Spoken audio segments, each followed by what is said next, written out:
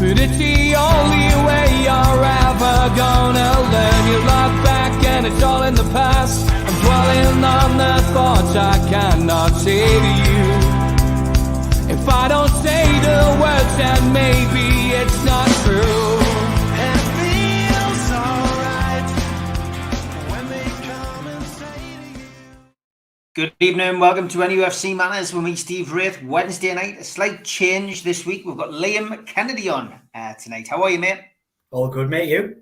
Very good, mate. And we'll call this a very special day, really, a day that we learned that there is a coach better than Pep Guardiola. There is a coach better than Arteta. There is a coach better than John Carver. It is, of course, Sam Allardyce. Yeah, what a knacker, honestly.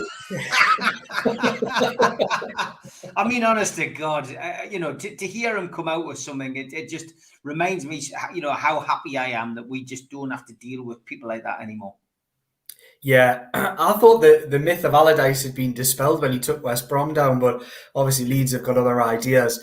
To hear him come out and say what he said, I mean, it's Allardyce's John Carver moment, isn't it? It's one of those where I'm the best coach in the Premier League. Never mind, what was it he said? Never mind Pep and Klopp and all that. Seriously, I'm all for confidence. I'm all for self-belief, but I'm not for delusion.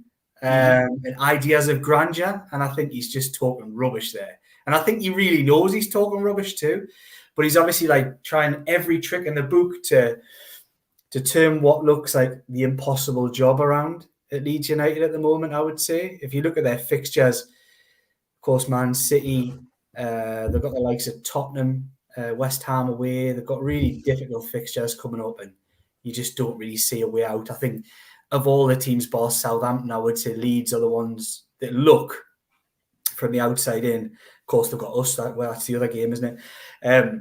From the outside in, they look gone to me, I would say. Nottingham Forest with a good result next one could almost have one foot in the Premier League, which I wouldn't have said. Given when I judge it, I tend to judge teams on when Newcastle play them most of the time. You can not necessarily the result, but the way they play, the manner in which the players, the quality levels. And for me, Nottingham Forest have been the worst team Newcastle United have played this season by quite some distance, both home and away. They were absolutely awful. No redeeming features in their team, to be honest. Not good at the back, not good up front. I suppose the only redeeming feature from the second game will be the goalkeeper. Keylor Navas is obviously a very good goalkeeper. But apart from that, very, very little. You would even say the 4 games against Southampton, they've shown more in their games against Newcastle, particularly in one of those cup games. The first one down there, that game could have went either way at 1-0. But luckily we got a second. So no, I think it's all good. It's all fun and games, like you say. We're not. We've actually managed to break ourselves away from that ridiculous managerial merry-go-round, the Bruces, the Allardyces, all that kind of crap that kicks around at the bottom end of the Premier League and the top end of the Championship, and it's onwards and upwards for this football club. Yeah, he's used every trick in the book to try and justify getting 500 grand just for being there, and 2.5 million, of course, at the stay up if you had to believe those figures. So it's a no-brainer for him. No brainer, yeah. Oh, it is. He doesn't even sound as if he's capable of doing a team talk. I've got to be honest. That press conference, he's aged dramatically.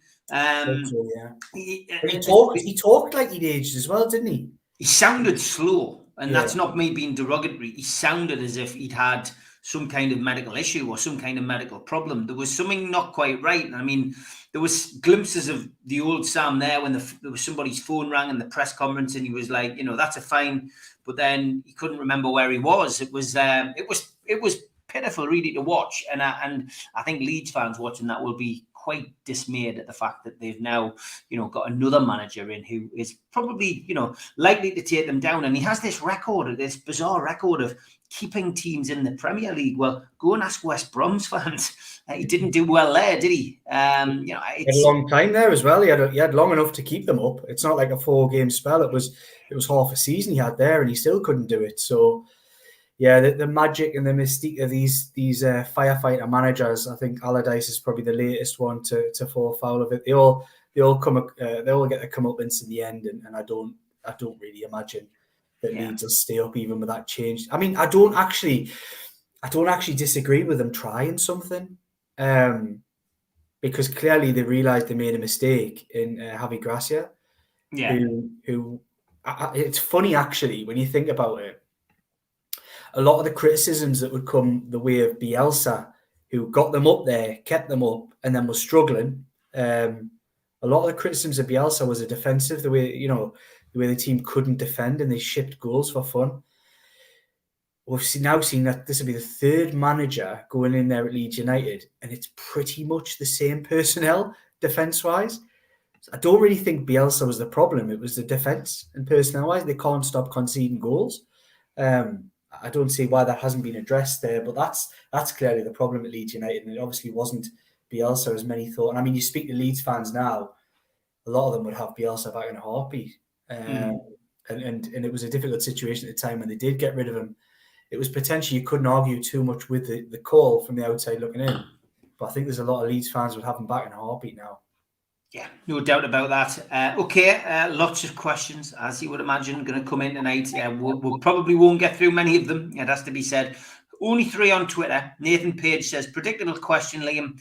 Have you had any names put to you with regards to transfer targets that Newcastle are looking at? So I said off air to you, Steve, that obviously with my new job, I'm not quite on the coal face as I used to be 2 years ago, but the one name that keeps getting mentioned to me by people in the know is Kieran Tierney. I'm not saying that's going to happen. There's been situations like this. I remember getting briefed to a certain extent at points last year about the likes of James Tarkowski and others that just never got anywhere close, and when checked out, were never close. But Tierney seems to be one that does have a little bit of legs. A very, very good player. Don't be clouded by his injury record, which isn't good. His injury record, for me, speaking to people who know him and know what went on in the early stages of his career, flogged as a kid. I was there at his debut, actually. I was working up in Scotland at the time I was there. He made his debut, came on at Dens Park, Dundee, for Celtic for the last 5 minutes. Just little flashes of excellence. But was from that moment on, was literally flogged by Celtic. From 17 years old all the way through 17, 18, 19 or whatever until he got his big move. Was flogged, 50 games a season at Celtic, including top-end Champions League opposition, European football, all the cup games, everything. I think it was probably, speaking to people who know, that they're suggesting the idea is it was just too much for him at that age, too many games, too young, and the lad struggled ever since. But that doesn't mean he isn't an excellent player. And I think if he were to come in, and I believe he's open to the idea, is that I think it'll be an excellent addition, because I don't think he would cost the earth, given that he's got good Premier League experience. Okay, other questions on Twitter. Stuart Taylor, he says, hi, should we buy young talent and bring them in gradually, or do we need oven-ready players who can step straight into European competition? And my answer would be a bit of both. Yeah, I think that's the obvious answer. It's not to sit on the fence or anything, but I think Newcastle, for me, need 3 or 4 starting players. That's what I would say, starting players. And then I would say the rest, they could probably sign another 3 or 4 who are nearly theirs. But I think there'll be a big recruitment drive on both fronts by the football club. Sounds like the youth side of things is set for a major revamp. There's kind of an acceptance. It's a lot of players in that squad who aren't kind of up to the standard and up to the job. But these things don't happen overnight. They've still got to be able to get teams out at certain levels, and certain players will probably stay who won't have a future at Newcastle United. That kind of probably goes for the first team squad as well. There's some interesting debates about the laws, the rules that you have. Say, for example, you get into a Champions League, about certain amounts of players who have to be kind of homegrown. They have to have been schooled. Again, somebody please come on if you know the rules and regulations of the Champions League and Europa League. But I'm sure the rule is something like you have to have 4 or 5 players within your 25-man squad who have been schooled at the club from the ages of something like, I don't know, 15 to 21 or something like that. They have to have gone through the youth system effectively. So that brings in the equation only a few players who remain at Newcastle United who would tick that box. The likes of Longstaff, Dummett, who's out of contract. Mark Gillespie ticks that box, who's also out of contract. But does it open up an interesting debate as to what kind of recruitment goes on this summer? You can, of course, sign players. Look, a lot of clubs just get round it. You might name Lewis Miley, and you might name a few others who are in and around, but there is a stipulation that you have to name it. The other one, the alternative to that, is if you go and sign players who've already been through the system but have gone away and come back. So a shout that they could easily look to goalkeeper-wise, with Karius's future looking increasingly uncertain, would be someone like Tim Krul to come back, or somebody like Fraser Forster, but although Fraser Forster's getting good game time, or be on and off with Hugo Lloris at Tottenham, and he's back in an England squad as well. But way to look at somebody like that who's already done the academy system, come through and gone elsewhere. You can also fill the quota by that. It doesn't necessarily mean they have to remain on the books at the football club, but there isn't many who tick that box, unless you start calling youth players. So there's lots of caveats to the way they're going to have to go about their business. So it wouldn't be the most ridiculous shock, and I wouldn't get worked up or surprised if you see them sign somebody random like that, somebody who come back in to the squad. A little bit of conjecture about the type of players who could fit that box. I think James Milner ticks that box, who's also a free contract this summer. There's players like that who you need, and why some of these players end up getting kept at football clubs, because you need to take that quota. There's also another, I think there's a couple of levels that you need to take. So it'll be interesting. It'd be interesting if anybody's got the details, come on and correct us. But it is, I wouldn't surprise if they have to sign a couple in that manner as well. Definitely. Okay, Barry Hogan says, on top of a maximum 25 players for list A, clubs had to designate a minimum 8 players that were trained by clubs from the same national league, with 4 of them are from the club-owned youth system. Says 4 players over 21 being in the academy for 3 years. Yeah. So there we go. Thanks for that. Would Tony fall into that category? Ivan Toney, a name that's been constantly linked with Newcastle, and I think he would, yeah. 20 goals now. Yeah, cracking centre forward. I've always rated him. Even when he was at Newcastle, I thought he had half a chance, but I don't think he ever would have succeeded had he stayed at Newcastle. I think that's the way these things turn out. He had to go elsewhere to make his mistakes and get his games and goals in. He wouldn't have got that opportunity in Newcastle. But were he available at a decent price, I think a lot depends on his potential ban with the FA and things like that for the betting stuff that's going on. But were he to become available for a reasonable price, I think you couldn't really go wrong with signing a player there. For me, I think he's a top class Premier League striker. Excellent in the air, a real physical presence.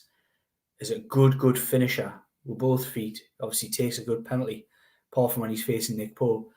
And is proven has consistently scored goals at the top level. I tell you what, one who surprised me, I've been watching a fair bit of football recently, other Premier League teams, which don't get much chance to do, but have done recently. And one that was linked quite heavily, and I don't know if it's still on the radar, but I tell you who has impressed me when he's come back to fitness is Dominic Calvert-Lewin, and I never thought I would say that because I haven't actually been his biggest fan, but watching him the other night in that game against Leicester, he was a real line leader. Looks as though he can finish. I know he missed that chance. Got his finishing boots back on. Looks full of confidence. Just playing in a not a great side really in Everton. Although watching that game, you would think they've probably got more chance of staying up than Leicester. But I think Tony for me would be an excellent signing. I see people mention Adam Armstrong there. I think I said on here last week, Steve. For me, I don't think Adam Armstrong, for a striker, he doesn't score goals, and that's really not what you want, is it? You need all of your forward players to offer a goal threat, and unfortunately enough for Armstrong in the top flight, he hasn't shown that yet. Yeah, I would agree. It's a step backwards for Adam Armstrong. Milner on way to Brighton, supposedly, says Barry. Yeah. What about Zaha, says Barry? Not for me. I wouldn't sign. I wouldn't touch him with a barge pole, to be honest. I just don't think he's I don't think he fits at all. I think he's got a very strange attitude in games. I actually quite like him as a player, but I just don't think he would fit at all. I don't think he would fit. I think you're very much signing an Alan Saint-Maximin type, when I think the idea is probably to move away from that moving forward. Has had difficulties when he's gone to places with expectation and pressure and had to fall back on going back to somewhere he knows and loves. So I don't know. I've got great doubts about whether he'll be a massive success anywhere else he goes. I wouldn't gamble on players like that. I think Osherman, the more that we look ahead at the transfer window, I think Osherman at 23 offers a lot more value, for the money. And I think Newcastle will focus and keep on the same path. I don't think they'll get courted by big names and get drawn into doing deals for players which are no good to play for another team who are in the top six. I think Newcastle will focus on their own agenda, and I think that's the best way, Liam. I really do, and I think they'll want to continue building the nucleus of the team. They'll want to support the likes of Botman and Bruno and Isaac, who's the spine. They'll want to build around that spine now, and bring another forward in, bring a young left back in, maybe bring a more experienced young centre half in. We've already captured a goalkeeper, another young goalkeeper. So business is already starting to develop at Newcastle, and I think they're going to go down the same route. Yeah, it'd be no surprise. I think it's going to be a busy summer, but like I said, I think I've said on previous shows, if they can't get the players that they're aiming for, I don't think they'll just go out and sign for the sake of it. I think Eddie Howe is really keen to level up in terms of quality. You've got a squad which is padded out by about 5 or 6 who really don't warrant a place in the first team. I think that's probably something that has to change. 4 of them are goalkeepers, which is quite unusual, 4 goalkeepers in a 25-man squad, so they'll have to trim that as well. But look, I think it's quite obvious the players everyone knows what I'm talking about, those 5 or 6. The problem that they might have with a couple of them who aren't out of contract is just getting takers. I think getting takers for some of those players, being able to recoup any kind of money back might be difficult. And I've said this on here before, and I'll say it again. The lasting legacy in many ways of the Mike Ashley era is an incredible depth of unsaleable assets as footballers in a squad. There's very little value, or when the new owners came in, very little value in that squad in terms of saleable assets. Might be slightly different now, but again, still there isn't really a lot there that you would get rid of. That others would buy. Maddison, right at the front 3, Tierney left back, and another striker for me. The more goals we can add, the higher we finish. Tell Schuller to dig his boots out. Mr. Anderson brings up Rafinha, which was what Ian Hull wanted to know. Question for tonight, as won't see it live, but we'll catch up. Have we made an initial bid for Rafinha? Does Liam know? So I don't know if they've made an initial bid. I will go back to the suggestions from a Spanish journalist that Newcastle United have and ask people to, just deal with certain things at certain times of the year with a level of skepticism. I always find that's probably the best way to look at these things. Rafinha potentially falls into that category. Now, we know that he's a player that was admired, has been admired at Newcastle United for quite some time. I'm not sure if he's still on the list. But look at the story itself. Spanish origin, Barcelona keen to offload, are clearly setting an asking price at 70 million by saying Newcastle United have made a verbal offer. No paper trail, nothing. Just use your own mind to think exactly what's going on here. And let's link the football club that is still perceived by the masses to be big spending and have the most money on the planet. It doesn't take a rocket scientist to work out what's at play there, probably, with Rafinha. Look, shoot me down if he signs on the first day, on the 1st of July, but at this stage, that story, treating it as that story that's come out in the leaks and where it's come from, your spidey senses would tell you that it's possibly a football club setting a target of what they want for a footballer, rather than Newcastle United making a verbal offer for a footballer. Tim says, I'd hugely fancy Marcus Thuram at the Toon. Fits the bill. Thoughts on that, Liam? Yeah, I know they really like Kefren Thuram. Marcus Thuram's a free transfer. Big friends of Allardyce and Maximin, actually. Spoke to Allardyce and Maximin not that long back about his relationship with Marcus Thuram. A good, strong, physical centre forward who could easily do a job.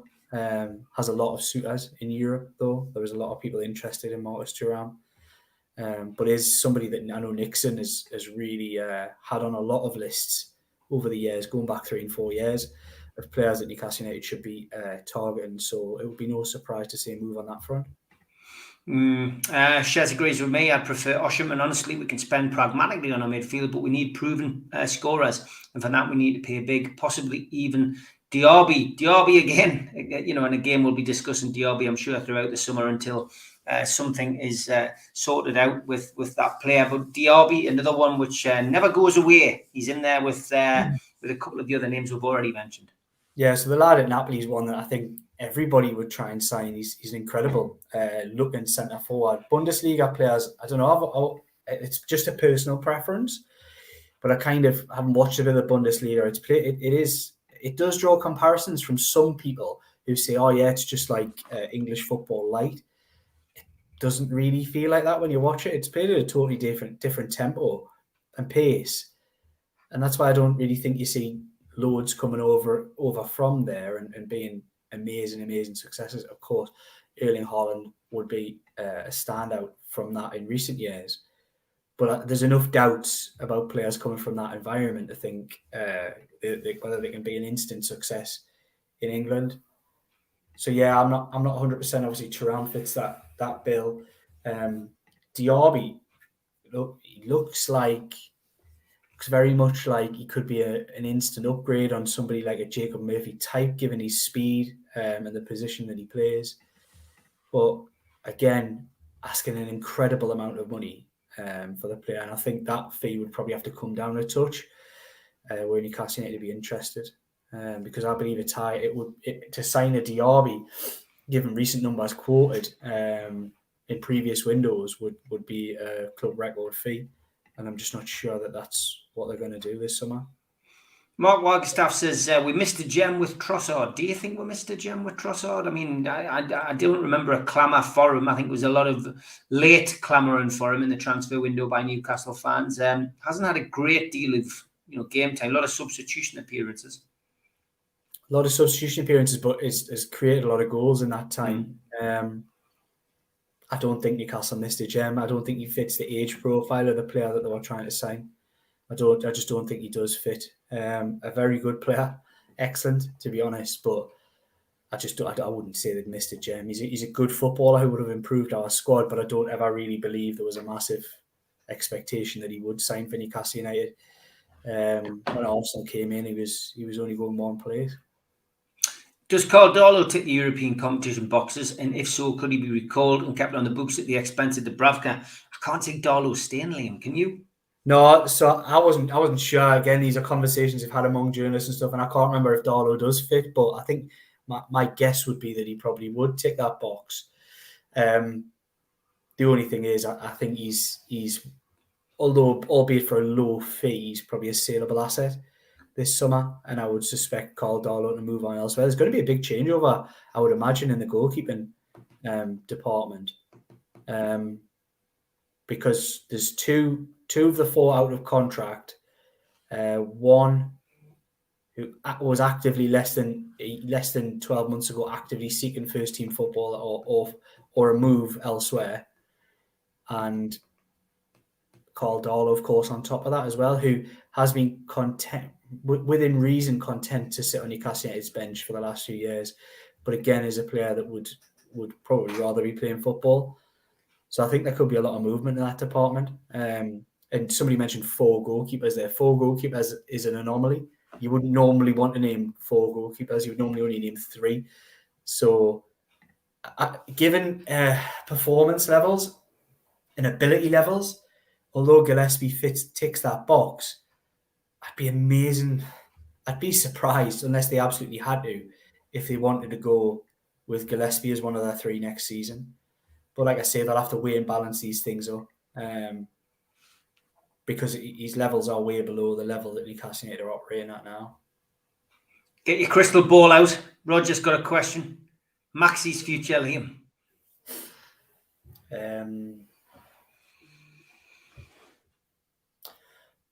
I need a bit of thinking time on this one, Steve. God, hey, it's not very often you get stumped, but I can understand why you are, because nobody really knows what on earth is going on. It just seems so weird. Look, if they can set up, so here's what I think, and it's based around if Newcastle United can sell him, they will. That's okay. That's as most as I can say. If they can sell him, they will.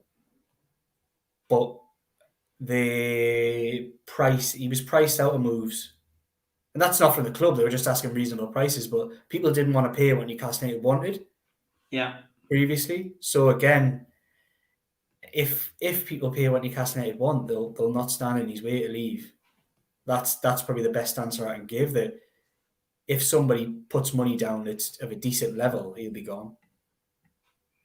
I would agree. I do think that's the case. I think his days are numbered. Won't please some people, will delight others.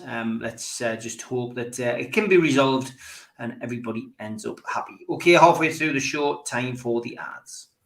A big shout out to all our sponsors. Thanks to Skips and Bins. Telephone 0800 25 45 25 3. Email inquiries at skipsandbins.com. Website skipsandbins.com. Easy contract free and pay as you go waste collection.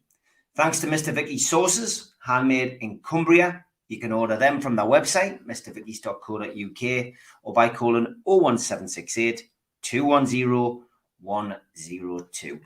Thanks to Media Arts for all the help with the video technology. Thanks to qtechshop.co.uk, the makers of pool tables and snooker tables in Wallsend, Newcastle. If you enjoy the show, please hit the little thumb under the video and like the video. Click share to share to your other social media, or subscribe. It's free and we do 7 shows a week. If you want to become a member, you can click join underneath this video. There are different packages to suit all different pockets. And if you want to become a cult member, then put your smartphone over the QR code. It'll take you straight there to the website, which is nufcmatters.com. If you go in via the website, just click membership pack. What do you get for your money? You get a pen, you get a cup, you get a membership card and a scarf, and entry into the monthly draw. Don't forget, we are available as a podcast on iTunes, Spotify, and other podcast providers. And we also support the food bank on this show. NUFCfansfoodbank.co.uk is where you'll find the matchday bucket. You can make a virtual donation today. We've also got some events coming up over the next couple of months. An evening with Peter Beardsley at the Tyneside Irish Centre. Tickets available from newcastlelegends.com, or go to Voucher and get a 40% discount. Our end of season do is the 27th of May at the Tyneside Irish Centre. Tickets are a tenner from nufcmatters.com. An evening with Gavin Peacock takes place on July the 10th at the Tyneside Irish Centre. Tickets from nufcmatters.com for that event. And the following night, Gavin will be at the Time House Surf Cafe. Go to their website for ticket information. We've got a vast range of t-shirts, merchandise and memorabilia available at our website. The Isaac t-shirt is doing well. Go to nufcmatters.com to buy one today. Okay, a question from Rich. He says, do you know when the documentary they are filming is likely to be released, Liam? I don't actually. No, I don't know that at all. I'd heard something about August, but I have no idea. It'll be this summer. Yeah, and surprisingly, it sounds as if they're going to go for a second series, another 4-parter. Yeah, well, the story is definitely interesting enough. They've been following them like a hawk everywhere that we've gone. Very ownership based rather than fly on the wall football type. But I think it's a really good tool. I think it's really clever what they've done. A way of boosting the profile. Although I don't think it'll be a necessarily worldwide release. It's sort of makes commercial deals seem a little bit easier to sell when you've got these kind of things kicking around the football club. It shows that there's all eyes are on Newcastle United, and I think it's a really good idea, and I'm really looking forward to being able to see it. Okay, Barry says, Liam, I understand if you can't answer this. He basically wants to know, do journalists make it up if they don't get any information? No. There you go. There's your answer to your question, Barry. I'm gonna expand on that a little bit, because I think and Barry doesn't mean this. This isn't a dig at you, Barry, but you see it. People think it's lazy journalism. They'll just make that up. I've never met a journalist in my life, and I'm very unlikely to in the rest of my career, I'd imagine, who just makes stories up. Yep. Don't make stories up. Now, they might have certain bits of information that might turn out that were from unreliable sources, or they might write something that at the time is true, but with a lot of moving parts, in particular deals and things that are going on that aren't 100% correct. But you'll never find a journalist just sitting like I am here in an office and just go, right, there we go. I'm gonna link Rafinha to Newcastle. So no, I think there isn't a journalist out there who just totally makes things up. It will always be based on something. Some journalists will write certain stories that others wouldn't touch. That's just your own judgment, your own level, and that's ultimately up to the reader who you decide to trust on certain things, and who you decide to think, well, he's a bit of a chancer. He takes a punt on certain stories and things like that. But nobody's making it up. No, I hope that answers that question. Geordie Jedi says that. I felt like I had to defend me trade there. That's fair enough. I think Ward Prowse is a good shout. Ward Prowse, Southampton look doomed. You don't want Ward Prowse at Newcastle, do you? No, not at all. And I'm not saying it won't happen, because I think there is some interest there, but not for me. I mean, in Eddie Howe we trust in many ways, but we've seen enough of James Ward-Prowse, surely having played them 4 times this season. Newcastle fans cannot be thinking he fits in any way, shape or form into the style of football that Newcastle United play. Not for me.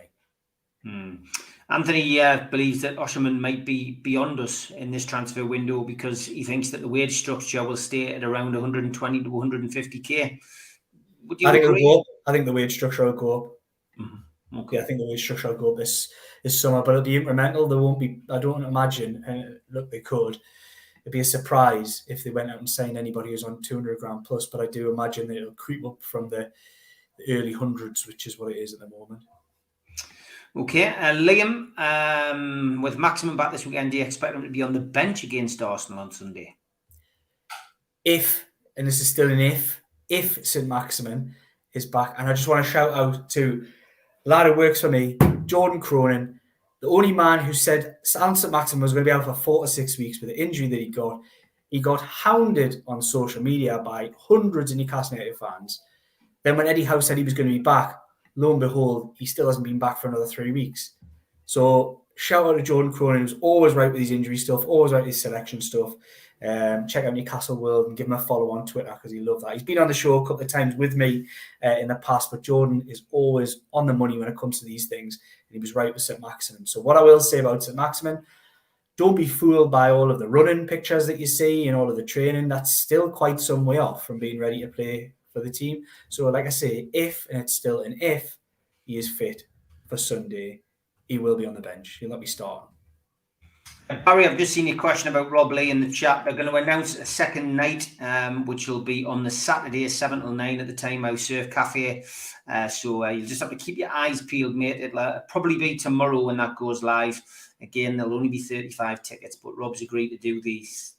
He's doing the Thursday, then he's doing the big charity do at the Gosford Park on the Friday with Lee Clark and John Beresford, and then he's going to stay up on the Saturday, and he's going to do Saturday night. It'll only be 2 hours, 7 till 9, because he's got to get back to London, but he is going to watch the Cup final up here and then head back down. So yes, there will be one more night, so you'll just have to keep an eye out for it, mate. 100%. Cheers.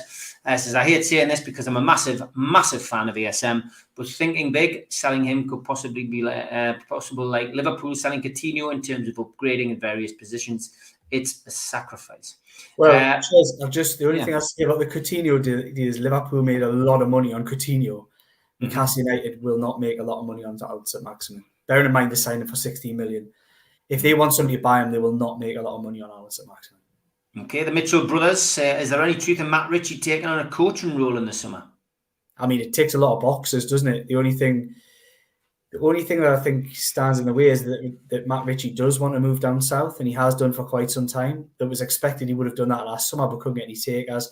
He's out of contract this summer. His contract is significant. It is actually going to be quite a cut off the wage bill, given the type of money that Matt Ritchie is on. I mean, whether he accepts that a lesser contract to remain remains to be seen. But I know the will of the player up until probably around 6 months ago was definitely to get back down south. So who knows? It seems to tick a lot of boxes, but we'll have to wait and see whether that's one that even gets off the ground, because, like I say, the will of the player and the kind of money that he's on. A couple of suggestions on BT said would make sense if Newcastle offer a cup price free for Gnonto if Leeds get relegated, and could Newcastle be influenced by Bruno to sign Vitor Roque from Atletico? I don't know. You don't know? I have no idea. Do I think that Gnonto would be a good signing? Look, he's been all right. Let's not rave on too much. He's looked all right. They've done well to sign him, given the position that they're in, and I'm sure there'll be takers. I'm not really sure whether Newcastle United are interested in that deal. And the lad from Brazil, look, I'm watching plenty more football than I used to these days, but I'm no South American football expert, so I'll leave that to the experts out there to answer that one. Craig says, does Ashworth not have a few surprises up his sleeve? I'm sure he does. Probably has hundreds, but none of which I know about at this stage. Tom says, question for Liam, who does he think will get relegated this season?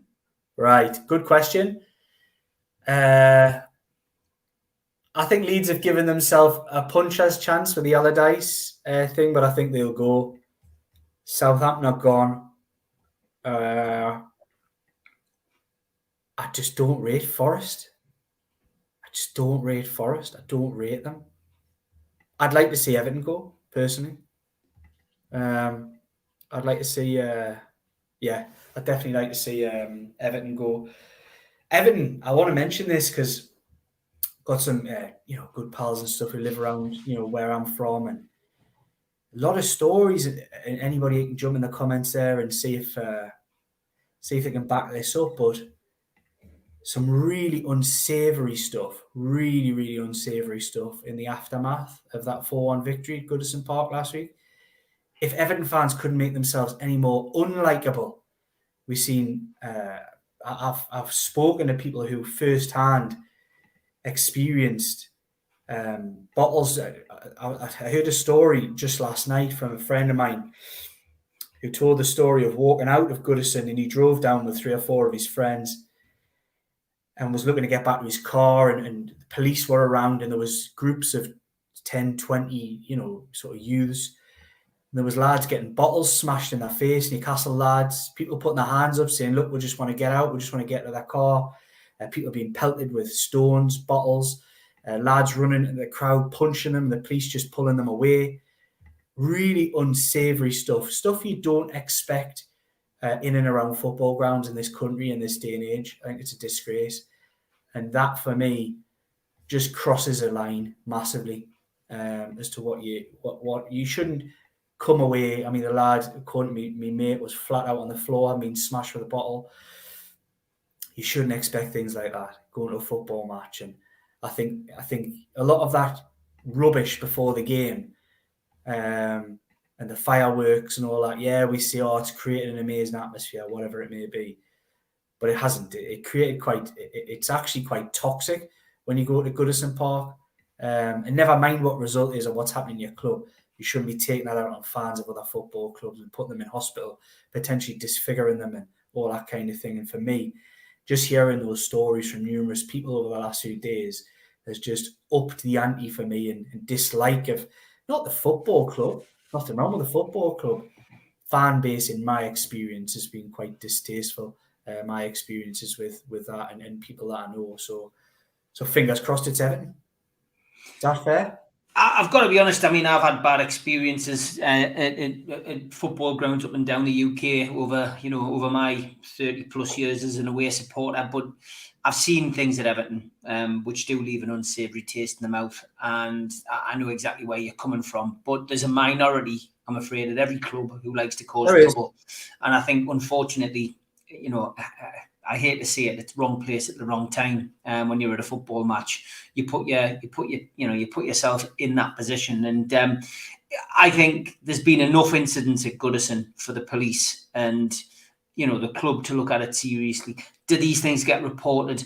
Is there an incident recorded? If there is, maybe it should be looked at, you know, and you know, sorry to hear that happened, because it's awful. But, you know, I remember coming out of Roker Park and many a time, and house bricks getting thrown and innocent people getting hit over the head with bricks and bottles and stuff.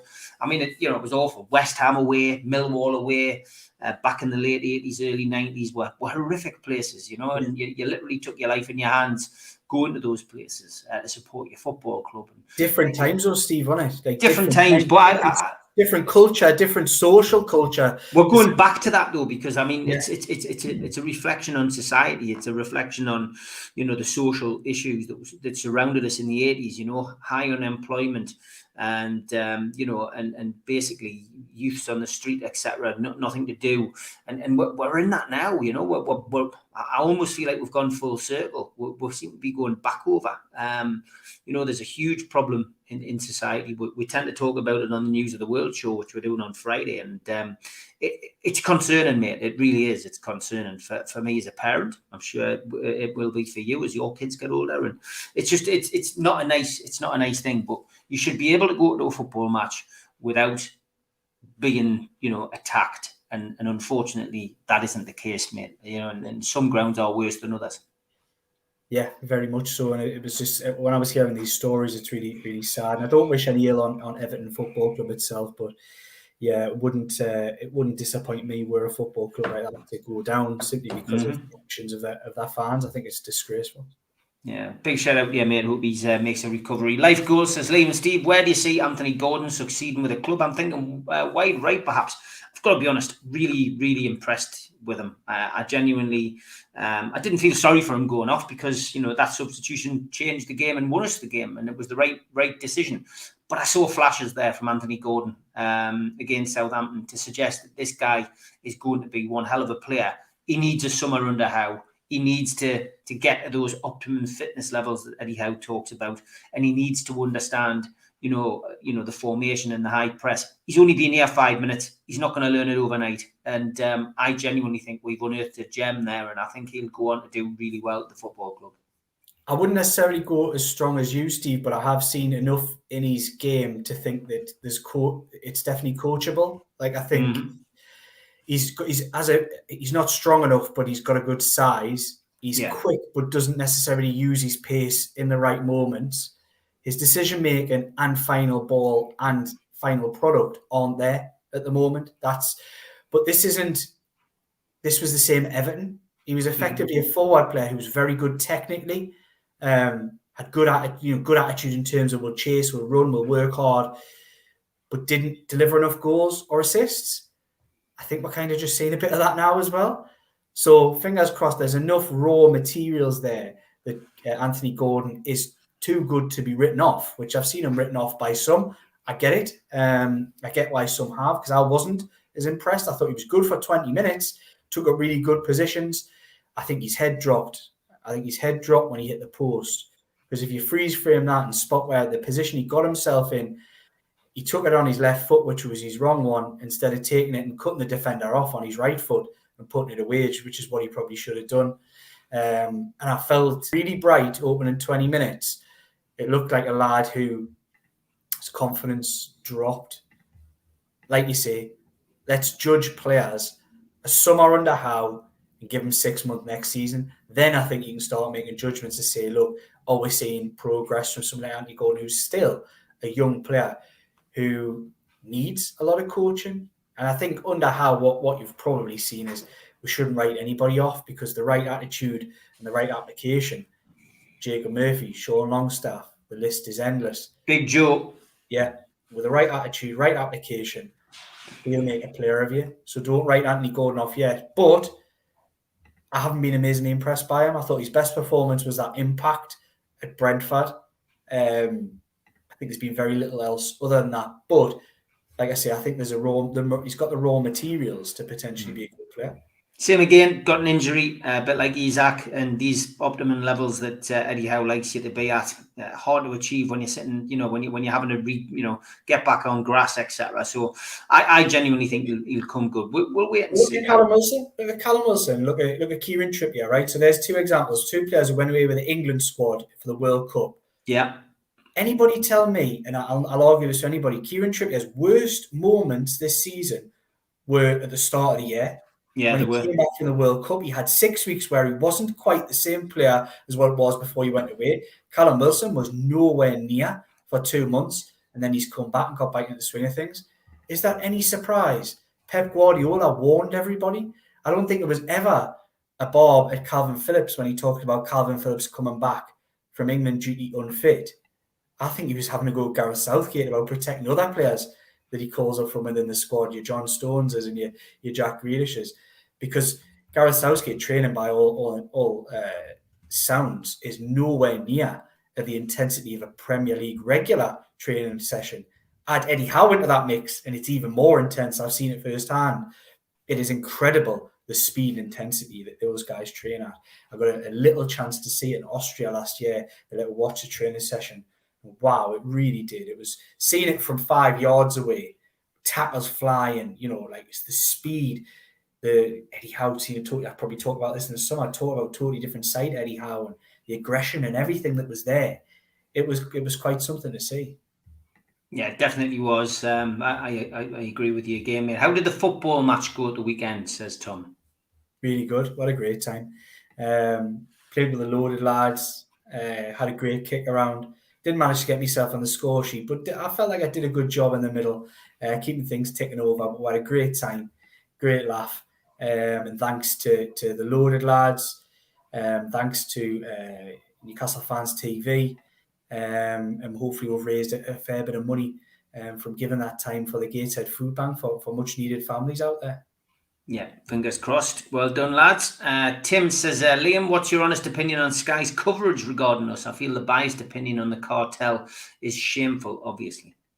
Tim, I've not felt that or noticed any negativity towards Newcastle United, but I'll be honest, I don't watch Sky religiously. I watch the games when they're on. I found the coverage of the Liverpool game on Monday just beyond ridiculous. The likes of Steve Warnock and others, obviously with Liverpool connections, but defending the actions of Jurgen Klopp and all this kind of thing. It was really quite embarrassing that people like that have got a voice and are able to sort of put that biased, ridiculous decision, almost justifying the way that he acted when it was totally unjustifiable. The way he went on, celebrating like a child. I find the bloke pathetic every time I see him. It's the only time, and I'm getting a bit strong for this 6 o'clock show, Steve. But honestly, it was the only time I think I've ever celebrated somebody pulling a hamstring. I was out on the moon. Yeah, there's a few people like that, mate, to be honest. Do you believe in what Howe said, that Wilson's not been bending his ear to start matches? No, I don't believe that at all. I think it's healthy. I don't think there's an unhealthy bending of the ear going on. So there's two kinds. You can get players who are kicking off and things like that, and I don't think that's happened. But I do think Callum Wilson has been making it very clear with his goals and his attitude and everything that he should be starting. And who can argue? But I feel like everything that Eddie Howe's had recently, he's turned to gold. Everything he touches turns to gold. He just seems to get every decision spot on and right. And long may it continue. It's a good habit to have fallen into at a crucial time in the season. Yeah, definitely is. And if you want Callum Wilson's views, just listen to his podcast. That's the best way to get his views. Would Liam expect Zaha, Pickford, and Cucurella to be targets this summer? Pickford seems fond of Newcastle now. He was very respectful recently. I think this is a joke from Life Goals. I think it's got to be. Sure. It's got to be, definitely. I mean, I'd rather keep Paul Dunnett on the books and Jamal Lewis than sign Cucurella. Seriously. And that's without even getting onto Pickford. He follows it. Yeah, exactly. He follows it up with, would you let Matt Ritchie start the last 5 games as a thanks for his efforts? No, this is a joke. Life Goals. Come on, pull the other one. His third one's a bit more serious. Liam and Steve, Hearts have intimated that Garang Kuol might go back on loan next season. Would that actually happen? I've got to be honest. One of my contacts up in Scotland seems to say that it's not really gone that well. I'd be surprised if he goes back there. I'd be surprised if he goes back there. But what we're kind of seeing, let's put this into context. They paid, 200-300 grand for a lad from Australia who never started a football match. To have thrown him in, and obviously I worked up there for 5 years, to throw him in at that level was actually quite high. I don't know why people expected him to suddenly be able to produce things just because he played a couple of games for Australia. He was effectively Australia's Theo Walcott. He was their wild card, going rolling the years back, and got a couple of minutes here and there. But the lad had never started a game and may have only started one or two up there in Scotland. I don't envisage Hearts will be falling over themselves to sign him again, given I know how tight budgets can be up there in Scotland. But again, it wouldn't surprise us if he got a similar type loan next season, because if he's going to make it in the game, players need two or three of these type loans where they go and they don't play, and there's reasons why, and they learn things. And look, I wouldn't write him off just yet, but I mean, he's a 300 grand gamble from Australia who never started a game. I wouldn't be expecting the world from him. And if it happens, it happens. If it doesn't, it doesn't. I would imagine there'll probably be 10 or 12 Garang Kuols over the next few years that they'll be signing in for similar type fees and taking a risk on, but they don't all work. That's the nature of the beast. Yeah, not every loan move works out. It's as simple as that. Okay, looking ahead now, we saw Arsenal win 3-1 last night against a poor Chelsea side, it has to be said. They take on Newcastle United this coming Sunday. It's a 4:30 kickoff live on Sky Sports. As usual, it is a sellout. War Flags have issued a rallying cry, as I anticipated. I want you to take your scarf. So if you go into the game looking enough to have a ticket, make sure you take your scarf to make yourself part of a wonderful display that will rock St James's Park. There's also going to be a bucket collection. Apart from the food bank outside the ground, there's going to be one for the Northumberland Scouts World Scout Jamboree Korea 2023, which is sending 36 young people from the area across to that event. They are trying to raise money for that. Talk-ins before the game. Super Mac will be at the Dog and Parrot at 2 o'clock and be back there around about 6:45. Gibbo will be at Pumphrey's, and that will be 2 o'clock with John Anderson in the big market. Early injury news. Well, Jamal Lascelles won't feature due to a calf injury, but good news on Sean Longstaff. His foot wasn't broken, and ASM, as we've already discussed at length on this show this week, could return hamstring pending. As for Arsenal, well, we know that Mohamed El Nini and Takiro Tomiyasu are both out, and William Saliba is doubtful.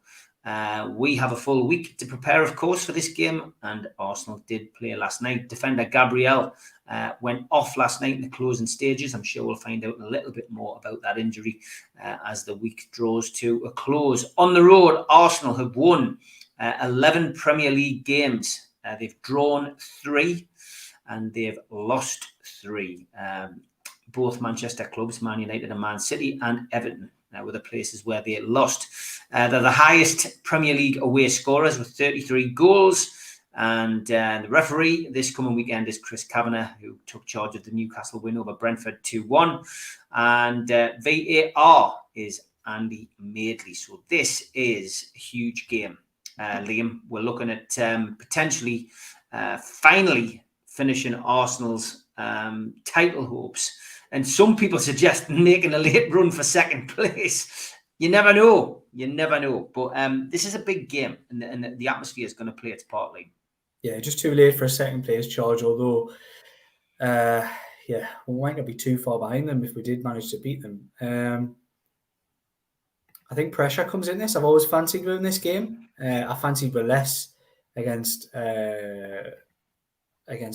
I thought that would be one of the ones we'd lose at the end of the season. We didn't do that. I think pressure, like I mentioned, pressure is key. Liverpool will have played another 2 games by the time Newcastle United kick a ball. That allows them to close a gap of 9 down to 6. And of course, Newcastle have 2 games in hand against Arsenal and Brighton to make up for that. And they probably only, I think it's only 7 points that they require to get it over the line. But when there's jeopardy and pressure, it always makes things that little bit harder. So we don't want that. Hopefully Liverpool can drop some points this week and we don't have that added pressure. The flip side of that, in my opinion, is a lot of people talked about the flat nature of that first half at Southampton. And nobody meant it. But you do 3 points was expected. If Liverpool do close the gap on us to 3 points by the time Sunday comes around, and obviously we know Arsenal are still right in that mix, jeopardy comes back into play. And I think with that jeopardy, atmosphere increases. People get a bit more up for it. There's a bit more nerves. There's a bit more noise. Probably a couple more drinks taken as well along the way. And I think that makes for the occasion. So it'll be a much better occasion. I think better atmosphere if we do see Liverpool go and win 2 games. But I'm confident Newcastle will not lose the game. I don't see we're losing. But I can see an entertaining draw as much as I could see a Newcastle United win. So I'm going to go something like 2s each draw would be my prediction on Sunday. And that's probably not going to be enough to stop people panicking, because then that would be only a 4-point gap to Liverpool with 1 game in hand. But I think Newcastle United go to Leeds the following week and turn them over big style. Because like I said at the top of the show, I don't think managers are the problem there. It's the players. The players haven't graded a championship defence that wasn't even very good at that level. So yeah, I think we'll be okay. I think we'll finish in the Champions League, no matter what Liverpool do. But you don't want that kind of pressure on the players who've dealt with most question marks by the cup final and the run up to it. Dealt with most questions quite well. I don't think they dealt with the whole idea of being in the cup final that well. It seemed they really dropped off in the weeks before. And look, you speak to them, and we spoke to them. They said anything but that. But I think it was a really difficult mental situation for them. Too many players dropped off a cliff at the wrong time for it not to be a coincidence. Sorry. But yeah, I think 2s each on Sunday. I think that'll be a solid enough, entertaining draw, and we'll win. I think that'll be the 1 point. We'll beat Leicester. Watching them defend the other night against Everton, we'll beat them comfortably, and we'll beat Leeds comfortably as well. And that'll be enough for Champions League football, in my opinion. It wouldn't surprise us if we went to Chelsea and gave them a bit of a scene to as well on the final day, which would be quite nice, given what happened there last season. Going to be an interesting game, that's for certain. And it was very cat and mouse at their place. We came away with a valuable point. But I genuinely think we could win this game at the weekend. I don't think they're going to fancy it. They don't cope well in big games. Arsenal certainly haven't in this season, and I think Newcastle could edge it. I'll give my prediction a little bit later in the week. Benny says, worry about the pace of Saka and Martinelli, rested yesterday for Sunday, but their back 5 struggle under pressure, in my opinion. And Man United need to worry more than us, says Geordie Two Life, who's been asking how the dog is all surely. Oh, good. Yeah, great. Yeah. There you are, Geordie Two Life. No need to worry. You got the answer you needed. Liam, give a quick plug to where you're at and what you do. So yeah, now I'm a regular. I should probably make sure everybody knows. I'm not just editor of Newcastle World these days. I'm also editor of the Shields Gazette. Huge honour for me to be doing that. Having started out on this show when I was just a writer at the Shields Gazette, Newcastle United writer. So a huge honour for me. It was actually the place where I got my first journalistic work experience as well, rolling the clock back 15 years. So I've gone full circle to sitting in the top job, the top seat. It hasn't changed us, don't worry. I won't be all high and mighty with all these rules on the end of my name. But yes, it's only done with your support. So back the writers. We've got a tremendous team of writers over the 2 teams. Jordan Cronin, superlatives don't do him justice. The amount of good work that he does in Newcastle World. Then you've got Dominic Skirt and Miles Starford, Joe Buck as well at the Shields Gazette, who are an incredible team, Newcastle United team there.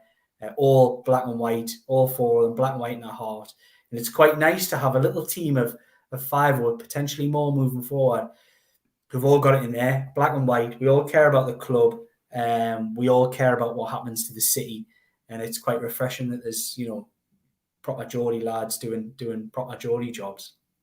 Great stuff. As always, Liam, pleasure to speak to you. Look forward to seeing you again next week, pal. Take care. Yes.